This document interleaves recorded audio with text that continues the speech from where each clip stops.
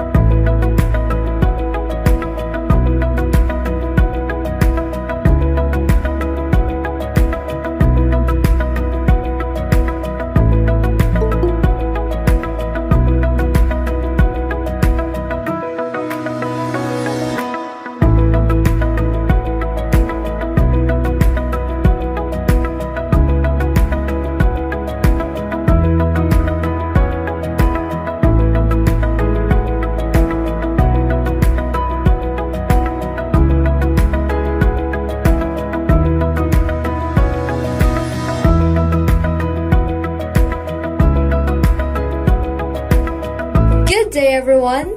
Today, we will talk about freight transport. Freight transportation is the process of transporting commodities, goods, and cargo by land, sea, or air. Common types of freight shipping over the road include truckload, less than truckload, and intermodal. Logistic capability that enable us to give top quality service throughout the world by ensuring the most effective use of the resources. They demonstrate the sensitivity to environmental problems in every stage of the operation. The intermodal transportation solution is always notable for its precision and environmental friendliness. The service process begins with notification of the orders to acute offices. Service type and vehicle planning is made in accordance with specification of the goods and demands of the customer. After deciding the best suiting service type, customers and employees can track the shipment. Possible problems are minimized by 24/7 tracking system from single control tower, while making it possible to track and trace the process real time. The intermodal trip begins following the departure of the trucks from the warehouses. Our intermodal solution combines railway, road, and sea transportation to prevent millions of kilograms of CO2 emission, to be released millions of liters of diesel, to consume and rescue hundreds of trees. Every month, with state-of-the-art technology and well-planned investments to support the rational use of natural resources in the hope of a cleaner and more habitable future. The advantages of freight transport. Cost-effective. Since freight forwarding companies transport goods in huge quantities, their overall cost per unit is significantly lower. This makes them a great option for a small company that does not have large shipments and cannot afford to pay high freight charges. Fast. If you are choosing a professional freight forwarder, you can be assured that your goods will be delivered on time. Experience. Experience counts a lot in this service. Freight forwarders will usually be able to deal with all legal documentation related to all kinds of international deliveries. Safeguard your business. No company likes to expose themselves to potential lawsuits, customers' complaints, or severe losses. Although no freight company gives you a 100% guarantee, you can reduce the chances of any problems occurring during the shipment by letting an expert handle it. Guaranteed arrival time. This is in continuation of above point. The freight company will provide a guaranteed time limit for the arrival time of your shipment on a particular location. All routes are planned beforehand, and alternate measures are discussed in case of an emergency, so that there is no discrepancy of their part and your goods are delivered on time. Disadvantages of freight transport: entrustment issues. No matter how the great reputation is of a freight forwarding company, you can never be fully sure. Data deficiency issues. Miscommunication may occur between the owner of the shipment and the forwarder due to multiple reasons. If there are any gaps in data provided by the owner to the freight company, it will affect the shipment. Unfair pricing. Although it is a risky approach, you can have direct control over your costs if you do all the freight forwarding documentation yourself. While using freight forwarder, you can never be sure about the markup they are adding to your cost. Product loss. Whether you want to accept this or not, product loss is a very real problem when using freight services. Despite of all the modern technologies we have today, no one can predict the behavior of Mother Nature accurately, so there is always a risk of damaged goods or an entire shipment going missing over the sea. No regulation. The last thing that you should be aware of this is that the freight industry is still not properly regulated in some parts of the world, and all kinds of under-the-table deals take place in order to get your products across borders. This means there is always a high risk of your product getting damaged, stolen, or seized before they can reach your customers. Freight transport is the most visible issue in the discussion of making logistic activities in supply chains greener, meaning it signifies the cause and effects of freight transportation and how it can affect us, such as noise, vibration, and accidents, increasingly the reduction of pay, labor rights, and a constant performance monitoring pressure of transport workers also brings the ethical dimension of sustainability into discussion. So now let's proceed the impact of freight transport. Impact of freight transport. Freight transport has a large negative impact on the environment due to excessive energy usage, emissions such as carbon dioxide, as well as social impact in terms of traffic accidents and noise disturbance. It means impact of freight transport. Due to freight transportation, our surroundings are getting polluted due to the burned petroleum used in consuming energy for the freight transportation. This creates air pollution, including nitrous oxides and particulates, and it is the significant contributor to global warming through emissions of carbon dioxide. Next is internalities. This is referred to as the external cause of an activity. Air, noise, and water pollution, vegetation, wildlife destructions, and road accidents are some of the negative impacts of the freight transportation. It is a focus in problems of environmental and health effects. They cause climate change by trapping heat, and they also contribute to respiratory disease from smog and air pollution. Extreme weather, food supply disruptions, and increased wildfires are other effects of climate change caused by greenhouse gases. The next is noise.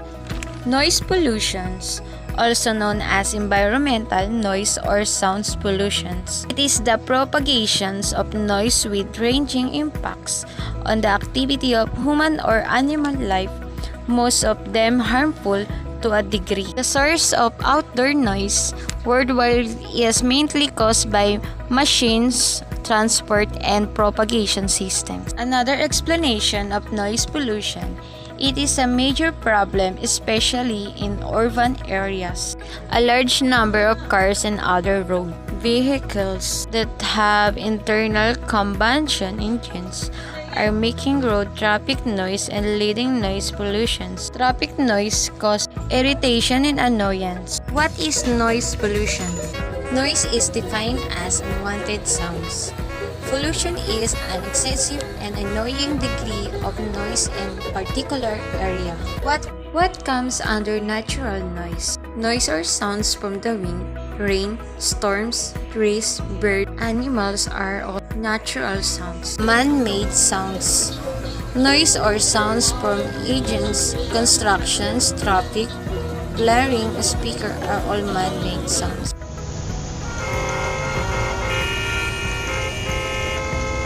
Oof, wasn't that sound annoying? desirable sound, that is noise. You guys might be wondering, when do we call sound a noise?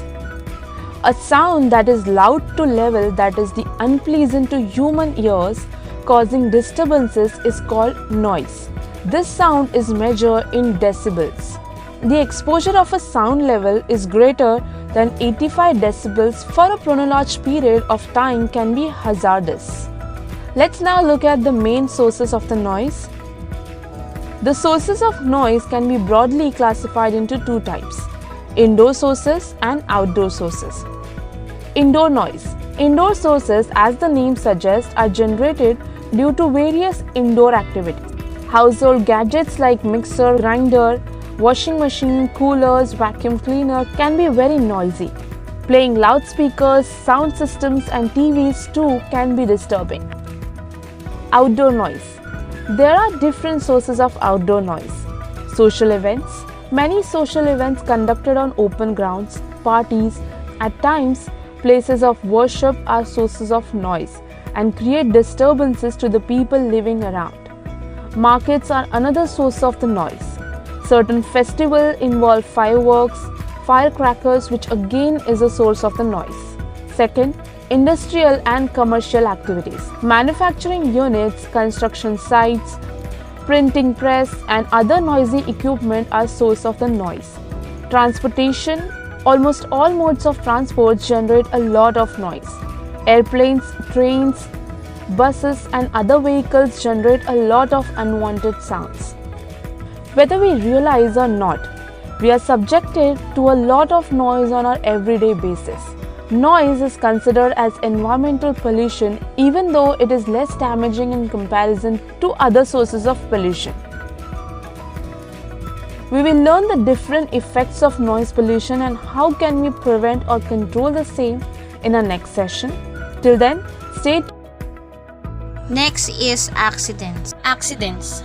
Disaster type terms used to describe technological transport. Accidents involving mechanized modes of transport. It comprises of four disasters. Number 1 is accidents involving air, boat, trail transport, and accidents involving motorcycle, on road and trucks. Accidents due to heavy freight transportation. The number of the accidents has increased due to the poor road safety and vehicles maintenance standard. This is the example of accident transportations. This container ship loses a huge portion of its cargo to extreme weather at sea.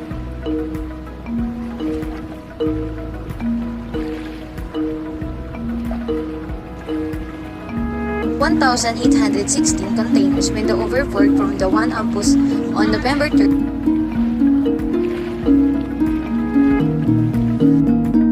It is considered the second biggest cargo loss in history, after the sinking of the Mole Comfort in 2013.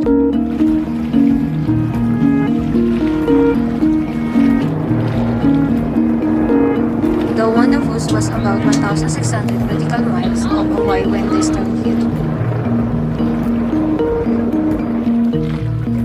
The Japanese flagship was en route from Yan'an in China to Long Beach in the US. 64 of the lost containers hit dangerous goods, including the fireworks and battery and liquid ethanol. The ship arrived December 8 in the Japanese port and will get a full safety check. The remaining containers will be removed after the ship has been declared safe. Lastly, workers in the transport sector. The transportation sector is the important industry sector in the economy, deals with the movement of people and products. This includes companies such as airlines, trucking, trade roads, shipping, and logistic firms, as well as those that provided transportation infrastructure. Transportation workers have varied duties from operating bus, car, truck, trains, plane, and boats to coordinating traffic and providing customer service. They may also transport material and product on roads, trail, and waterways. So now, let's proceed to transport modes. Transport modes refers to the different ways by which goods are transported from one place to another through land, air, or sea. So, transport modes are the different transportation that we can use to ship out or deliver different goods or cargos to the customers or buyers. It can be through land, air, or sea. One of the transport mode is sea freight. Sea freight is generally a slow but cheap option for the transportation of mainly low value or high volume items. Sea freight is a slow form of transportation, but you can save money in this because you can ship out or deliver your items in a cheaper price. And mostly of the goods that the sea freight is loaded by are low value or high volume items, which means the goods are in bulks and the goods are not necessary or not needed immediately since the ship moves slowly. You can save money in sea freight, but you need to do double handling as goods have to be brought to and away from the port. So make sure that your cargos and goods are packed and sealed properly. So the example of goods that the sea freight may have are raw materials, equipment and machinery, fertilizer, and lastly, car or motorcycle. Next is rail freight. It is considered as a rather slow method of inland transport. It uses fixed infrastructure which make it less prone to any disruption. So as you observe, the railway have a permanent track that will help to lessen any disruption like heavy traffic. Also, you have to brought your goods or item to the rail terminal if your location has no connection to the railway network. So the example of goods that the rail freight may have are: first is coal for coal fire station, and lastly steel. Next is road freight. This is particularly popular for its accessibility and flexibility. So road freight is refers to the transport of cargo or goods through the roadways. It is the only mode of transportation that can reach into the most rural areas. It has also the ability to deliver your goods or item right at your doorstep. It is a highly flexible mode of transportation, and also it is perfect for the shorter distances. The example of road transport vehicles are trucks, bus, cars, and lastly, motorcycle. The example of goods that the road freight may have are foods, clothes, bags, or furniture. Next is air freight. This is the fastest available transport mode over long distances. In this mode of transport, the shipment of goods through an air carrier. Air freight is the most valuable when it comes to moving express shipment around the globe. And since it was the fastest one, it consumed a lot of fuel, so it is also relatively expensive, which make it more suitable transport mode for the items of high value density or when a short lead time is important. The example of goods that the air freight may have are hardware, electronics, and textile. The last transport mode is pipelines. Pipelines are mainly used to transport large quantities of liquid or gas. This is the last method of transportation which involves the movement of solid, liquid, or gaseous products over long distances through the pipelines. This mode of transportation is mostly used for transport of crude and refined petroleum products such as oil and natural gas. Factors to consider when choosing the transport mode. Some transport modes are more harmful to the environment, but we need to understand that it is for the commercial that need to consider. The factors to consider are operational factors, cost and service requirements, product characteristics, and consignment factors. The first factor that we discuss is operational factor. External factors affect the choice of transport mode. The availability and quality of infrastructure differ between countries and transport modes, as does the availability and quality of vehicles and logistics service provider. Operational factors can affect because it is seen on how the process of transportation work. In addition, local law, regulations towards transport, and the price for transport will impact the choice. Local climate become an issue also. The laws and regulations can affect in a way na kailangan sumunod sa mga patakaran like kumuha ng permit para may transport ang mga goods and mayroon ding maximum driving hours and limits na kailangan sundin. And also, yung price for transportation. Maraming developing countries ang nag-e-encourage na pumili ng transport modes na may mababang carbon emission, na isasagawa nila yon through fuel taxation, aviation tax in the UK, or tax reduction for environmentally friendlier vehicles. And even local climate can affect. For example, rainy seasons. It has an effect in a way na pwedeng madelay or masira ang mga i-deliver na goods kapag may bagyo or masama ang panahon. Hindi makakabiyahe ang mga ilang transport modes, especially ang mga nasa sea and air vehicles. The second factor that we discuss is cost and service requirements. Customer requirements towards cost and service impact the selections of transport mode. Larger order sizes and longer order cycles make the use of less flexible transport modes worth consideration. One of the most important factors that we should be considered is the cost or your budget and service requirements. Services such as warehousing, packing, loading and unloading also taken into consideration.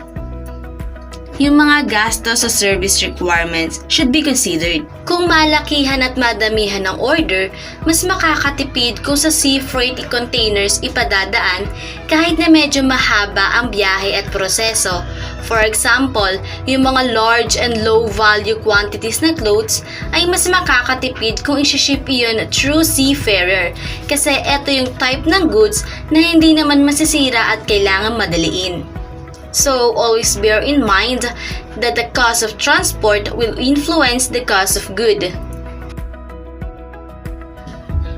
The third factor is product characteristics.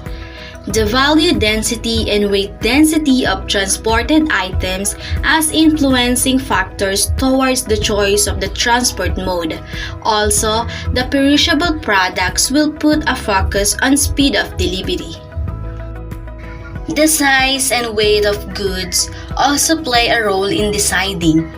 For example, para sa mga light and small shipment, nagka-cater iyon ng land and air transport. But yung mga heavy shipments, mainly railways and sea transport iyon nagka-cater. Also, nakadepende rin ito kung gaano kadelikado, fragile, or high value ang mga products na isi-ship. For example, yung mga bananas na ine-export, kapag tinatransport ito, kailangan ay nasa temperature controlled ito. Same as for fresh flour, kadalasan itong siniship by aeroplane that handle with cares. So, the last factor is the consignment factors. Whether consignment can actually fill the size of standardized unit of transportation has a significant impact on the price for freight transport. Consignment, also called cargo, shipment, deliver, or load.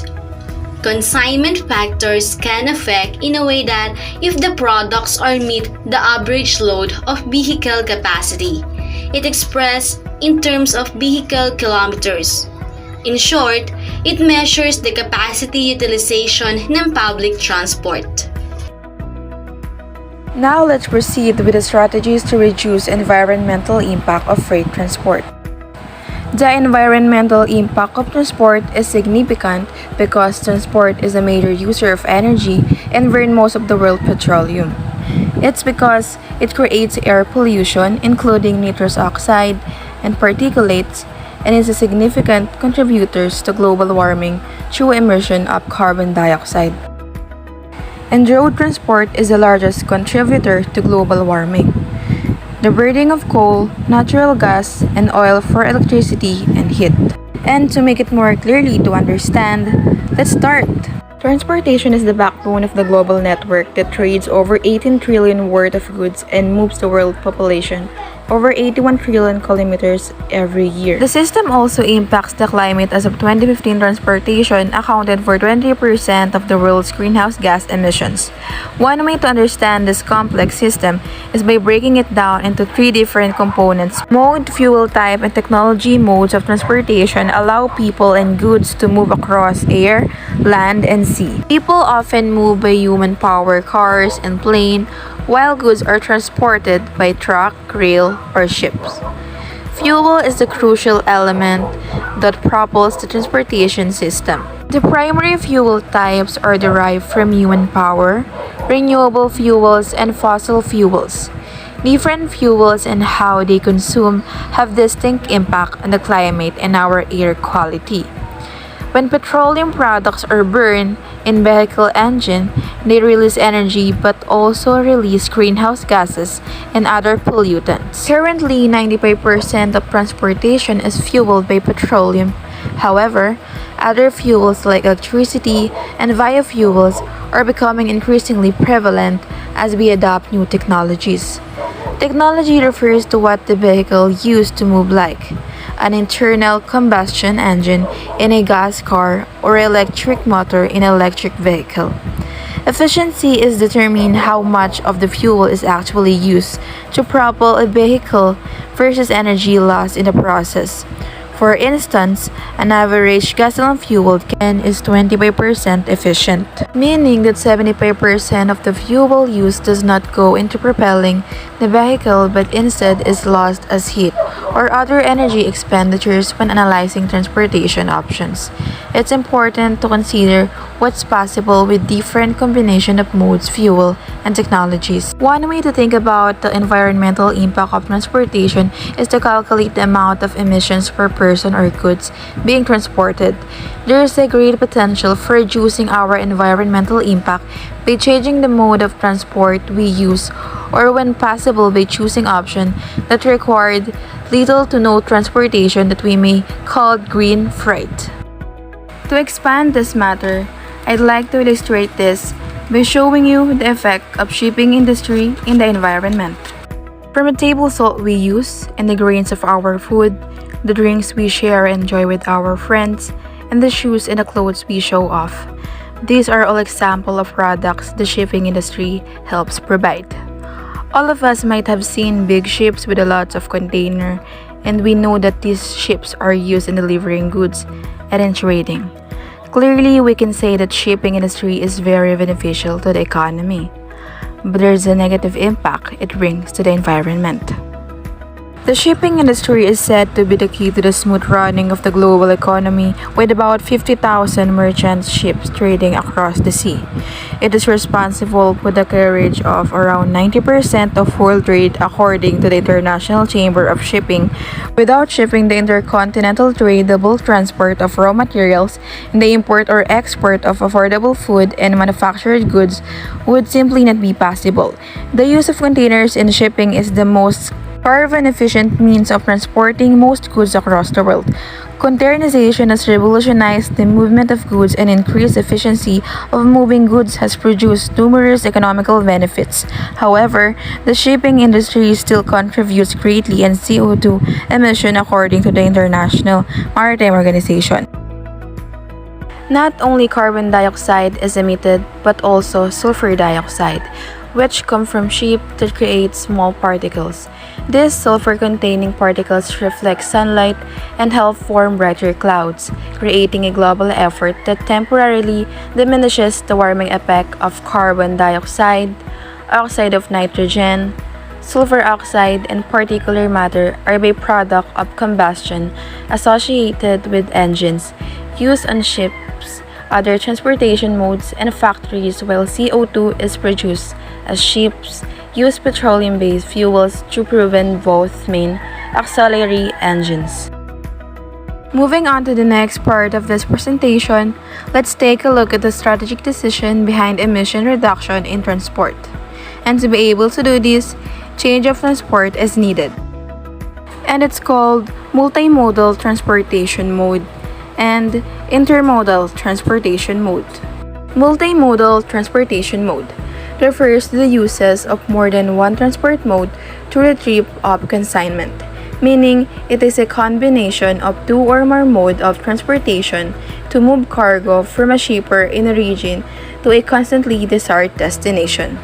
In intermodal transportation, it defined as a method or system where multiple modes of transportation are used to transport passengers as well as freight. This can be through trucks, railways, ships, and aircraft by land and water or air. Meaning, the freight or let's say the cargo is packed in special containers which is transported to its designated place via multiple modes without removing the cargo from the container it has been packed in. Also, intermodal transportation is reducing the carbon footprint. It is a proven fact that moving 1 ton of cargo 1 mile via railways will minimize carbon dioxide and carbon monoxide emissions by nearly 83%. Next, let's find out the difference between intermodal transportation mode and multimodal transportation mode. In intermodal transportation, you can ship with lower cost. Intermodal transportation shippers can provide with lower shipping cost.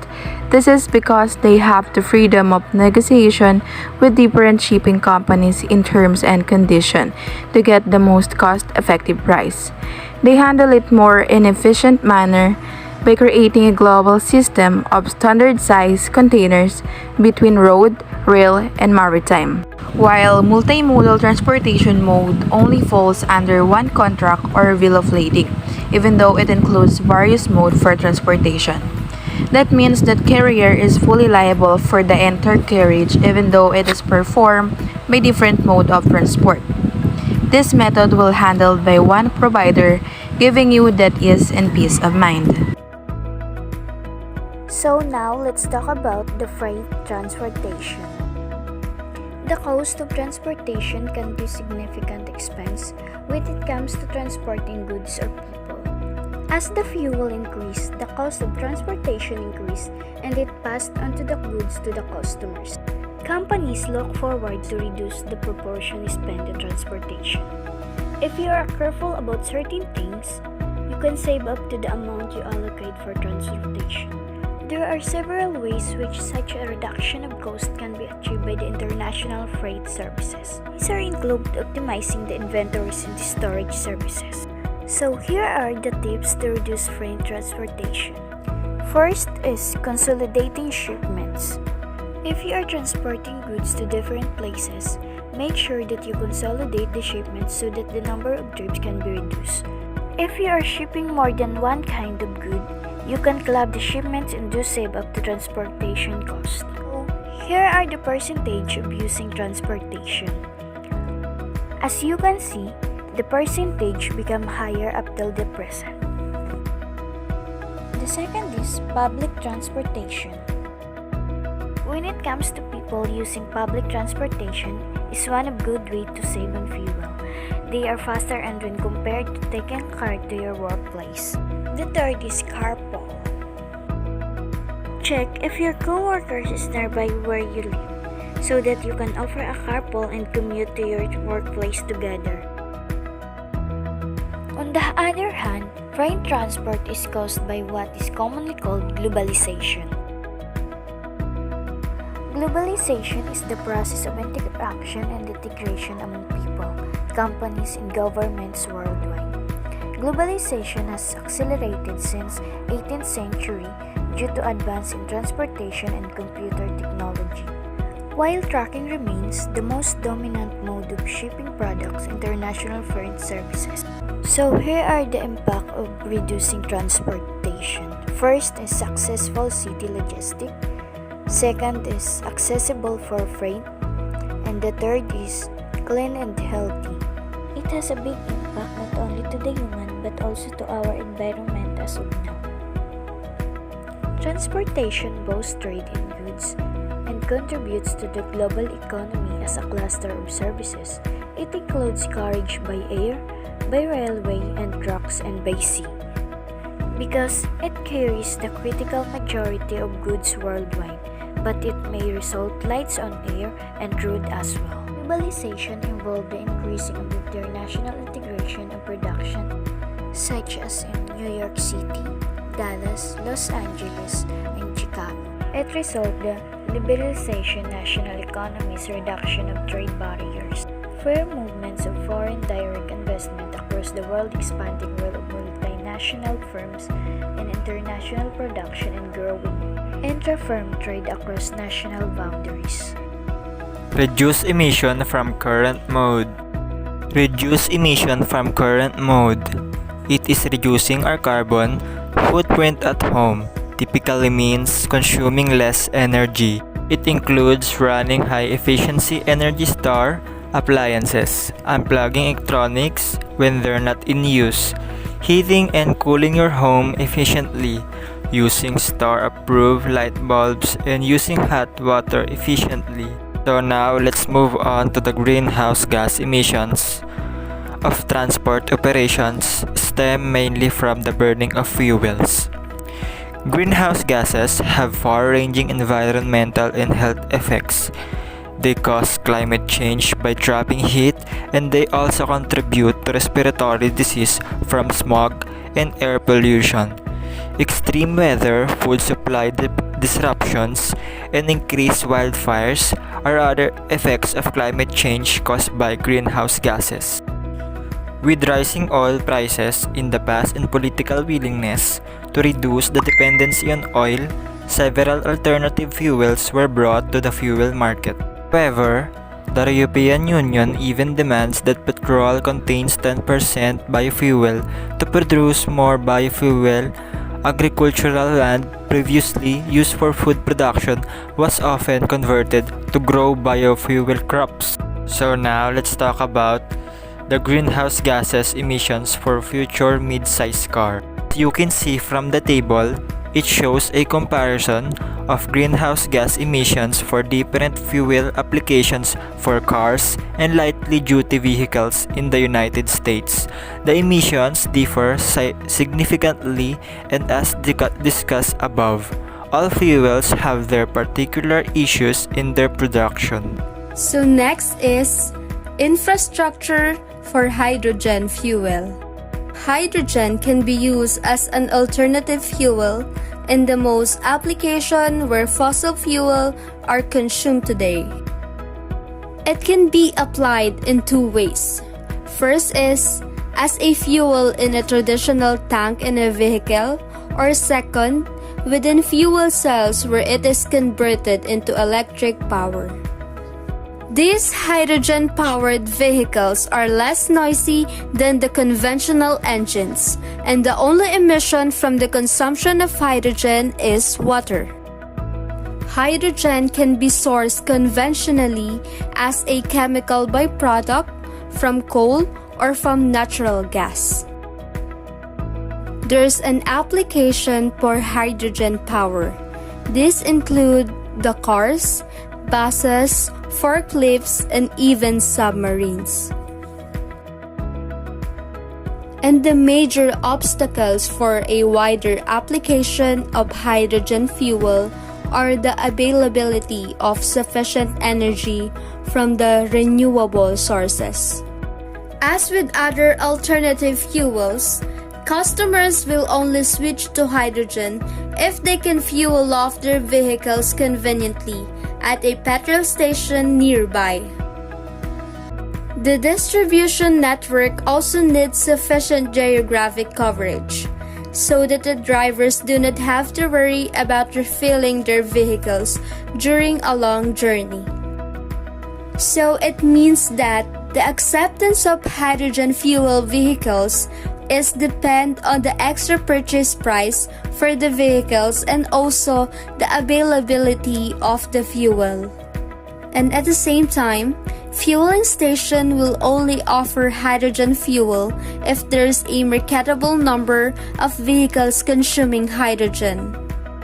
So now let's proceed the operational options to reduce emission. Operational options to reduce emissions refers to how to reduce the production and discharge of something, especially gas or radiation. There are some ways to reduce emission. Drive less. Fewer miles driving means fewer emissions. Follow these tips to reduce the time you spend driving.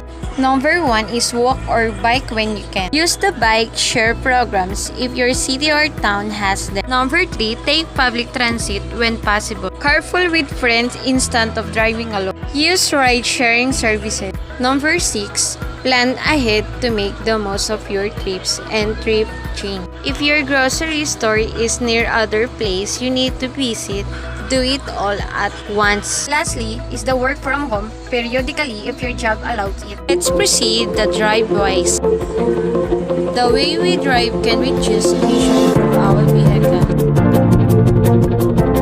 Passing through gate. Traffic signals recognition with BZX communication. Pedestrian detection. Lane keeping with high speed. Traffic jam assist.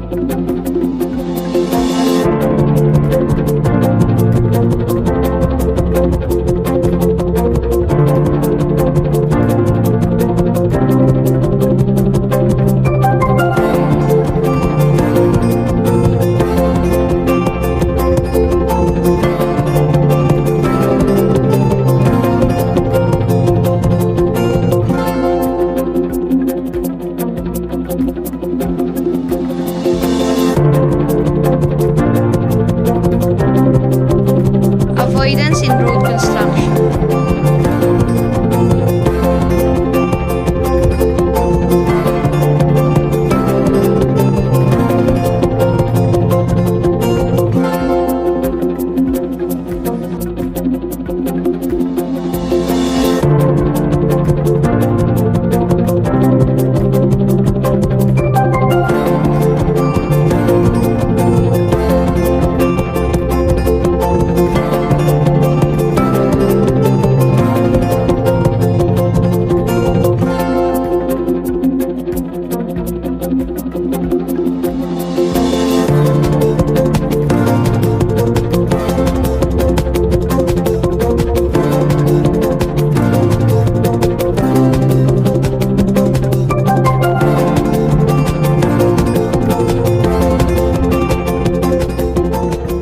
Follow these tips to effectively reduce emissions. Drive more safely and save money on fuel costs all at the same time.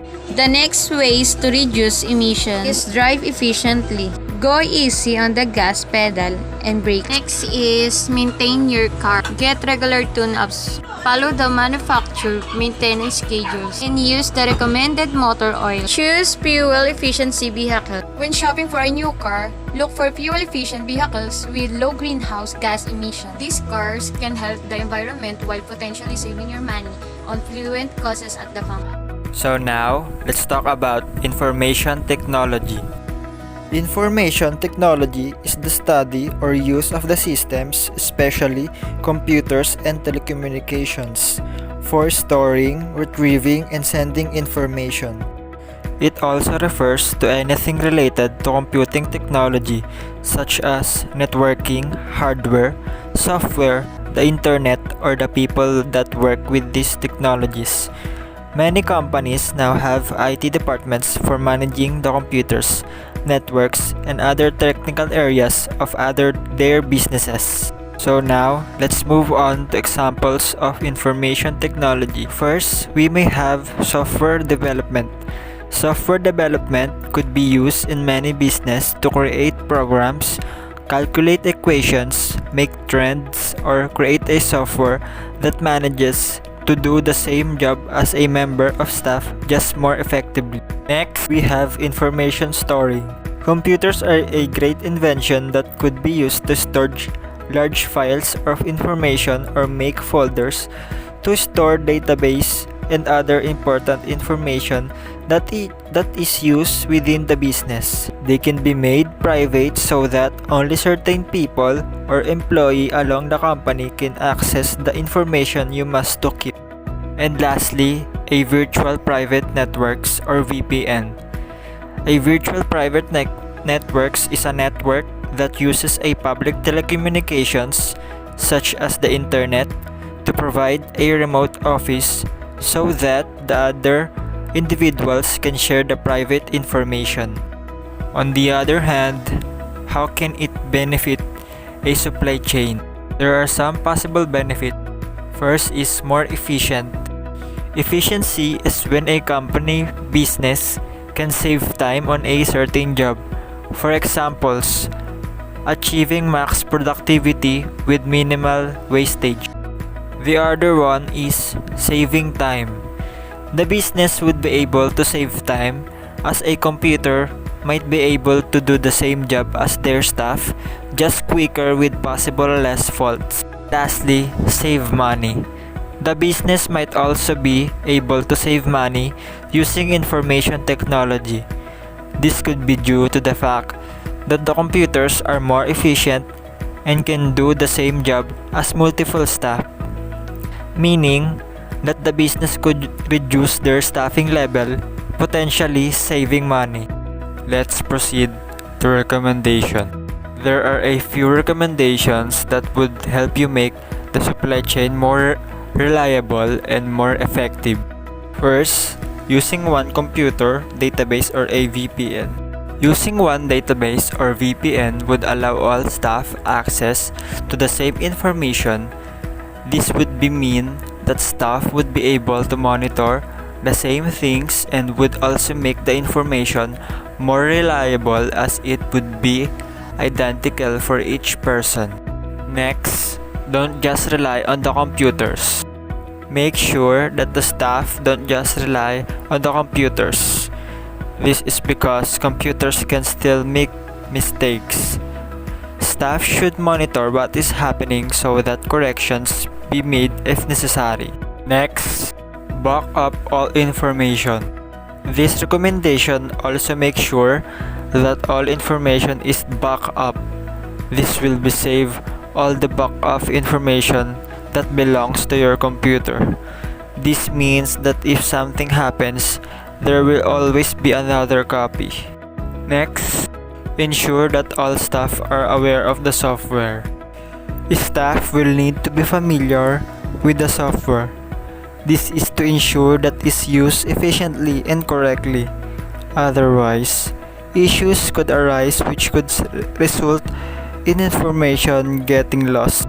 And lastly, keep the software up to date. Ensure that all of the software is up to date.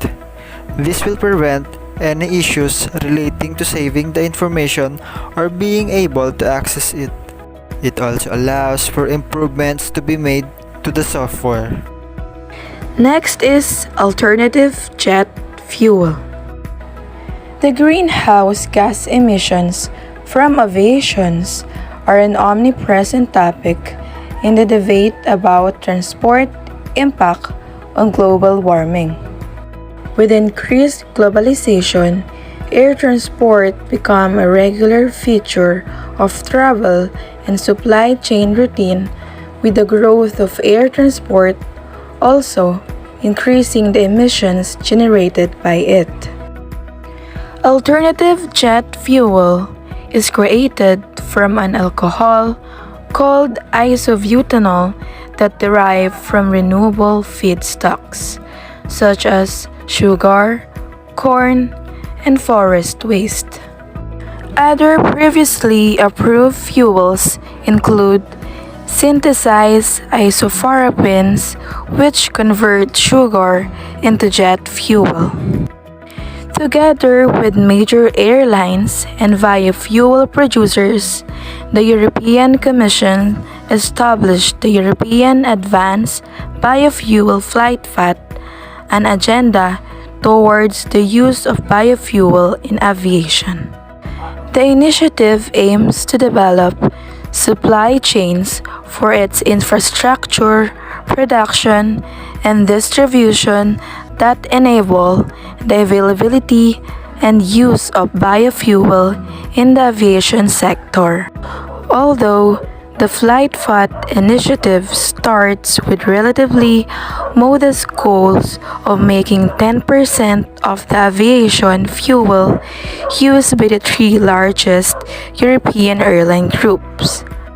And the result from the stage will be the establishment of an infrastructure for alternative jet fuel to overcome logistical and infrastructure barriers to its use. The long-term goal is to increase the proportion of biofuel blended into the jet fuel to a level of 40 to 50%.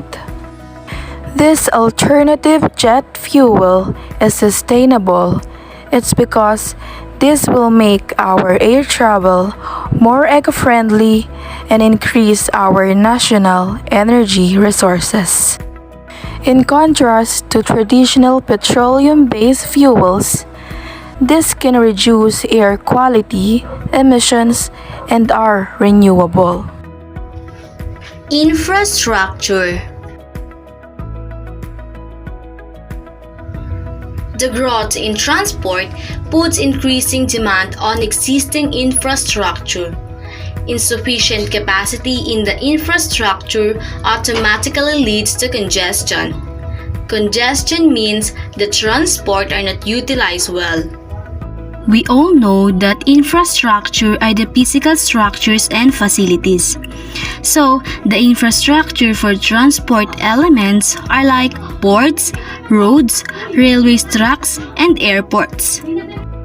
So, dahil nag-a-advance na ang ating transport o lumalaki ang bilang ng ating transport vehicle, kasabay din ito ang pagtaas ng bilang ng mga facilities or infrastructure na kakailanganin para masuportahan ang mga ito. So, kung kulang ang kapasidad ng transport pagdating sa infrastructure, hindi magagamit ng maayos ang mga transport vehicles at ang tawag doon ay congestion. So, if we are lack of infrastructure, it has resulted in traffic jams or waiting for a port terminal or a landing slot to become available. Also, it can cause burning fuel, especially for land vehicles that cough up in congestions and do not operate at the right speed. So it means the engines are burning more fuel than necessary. So, to resolve the congestion, we might optimize the existing road network and its utilization or shift transport to other modes. Wider aspects of sustainability in freight transport. Transportation sustainable to any means of transportation that is green and has low impact to the environment. Sustainable transportation is also balancing our current and future needs. So here are the examples of sustainable transportation. So first is walking. Communities designed to be walkable have the potential to reduce air pollution and greenhouse gases because people may choose to walk or bike rather than drive. The second is cycling. Cycling causes virtually no environmental damage, promotes health through physical activities. In short, cycling is environmentally, socially, and economically sustainable. So this is the possible impacts to the human and to the environment of sustainable transportation. 18 people have their lives cut short because of air pollution. The average motorist spends over 2 hours in traffic jams, and 12 million pounds is lost from the city's economy because of congestion. If it doesn't have to be like that, the Brinton Transport Plan describes what needs to meet the demands of the future with more people working and traveling in our city. We will do this through big moves. One is reallocating road space from private sectors to public transport, walking and cycling. This includes extending the metro network faster and more reliable, and segregated cycle lanes. 2. Transforming the city centre around. New public open spaces, walking and cycling roads, and public transport services including restricting through journey but allowing free movements of people traveling by public transport, foot and bike. 3. Prioritizing active travel in local neighborhoods. So walking and cycling become the way most people make short trips. This includes 20 miles per hour and local roads for car-free streets around the school. And 4. Managing demand through parking measures. To influence people travel choices including reviewing pricing and availability, exploring a workplace, parking lane and allowing land to be. All of us can make a difference and contribute to a cleaner, greener, brighter, the way we choose to move about ours. So this is the negative effects of wider transportation. Environmental can be listed of degradation of air quality. Greenhouse gas emission have increased rate of global climate change, degradation of water resources, and habitat loss of fragmentation. And the food has already has a damage